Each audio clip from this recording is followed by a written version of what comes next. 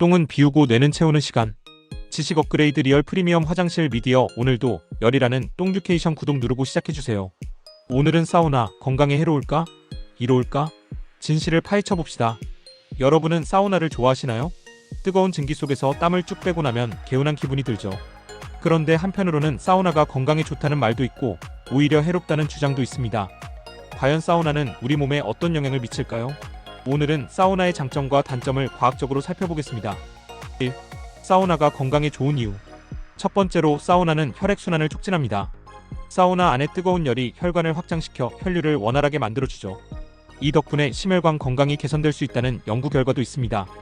핀란드에서 진행된 한 연구에 따르면 주 4에서 7회 사우나를 하는 사람들은 심장질환으로 사망할 위험이 50% 낮아졌다고 합니다. 두 번째, 스트레스 해소와 숙면 유도입니다. 사우나를 하면 몸이 따뜻해지면서 근육이 이완되고 긴장이 풀립니다.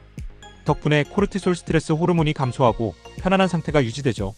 실제로 사우나 후에는 멜라토닌 분비가 증가해 잠이 잘 오는 효과도 있습니다. 세 번째, 해독 작용과 피부 건강입니다.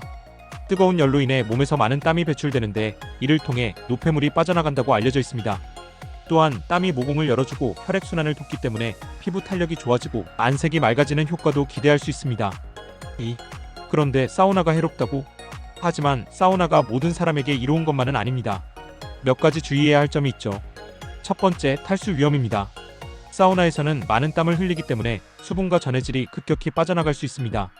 이를 보충하지 않으면 어지러움, 피로, 두통 등의 증상이 나타날 수 있고 심할 경우 혈압이 떨어지고 쇼크가 올 위험도 있습니다. 두 번째, 심장에 무리를 줄 수 있다는 점입니다. 앞서 사우나가 심혈관 건강에 도움이 된다고 했지만 기저질환이 있는 사람에게는 오히려 위험할 수 있습니다. 예를 들어 고혈압이나 심장병 환자는 급격한 온도 변화로 인해 혈압이 불안정해질 수 있습니다. 실제로 심장병 환자가 사우나에서 갑자기 쓰러지는 경우도 보고되고 있습니다. 세 번째, 정자가 손상될 가능성입니다. 남성의 경우 고온에 지속적으로 노출되면 정자의 질과 운동성이 저하될 수 있다는 연구 결과도 있습니다. 따라서 임신을 계획하는 남성이라면 너무 잦은 사우나 이용은 피하는 것이 좋습니다. 3. 그럼 사우나는 어떻게 해야 건강에 이로울까? 사우나를 안전하고 효과적으로 즐기기 위해서는 몇 가지 수칙을 지키는 것이 중요합니다. 충분한 수분 섭취를 해야 합니다. 사우나 전후로 물이나 이온 음료를 충분히 마셔 탈수를 예방하세요.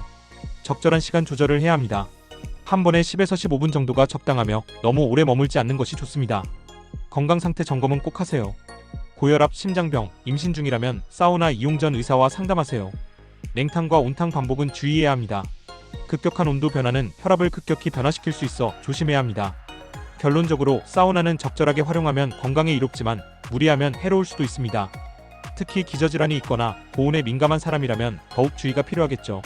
오늘 영상이 유익하셨다면 제발 구독과 좋아요, 화장실에서 또 만나요.